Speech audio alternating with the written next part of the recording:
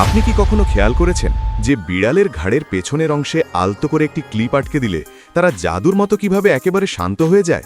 এটি কোনো জাদু মন্ত্র নয়, বরং এটি হলো পিঞ্চ ইনডিউসড বিহেভিয়ারাল ইনহিবিশন বা পিআইবিআই নামের একটি অদ্ভুত প্রাকৃতিক প্রবৃত্তি। জন্মের পর থেকেই বিড়ালদের মধ্যে এটি গভীরভাবে গেঁথে থাকে।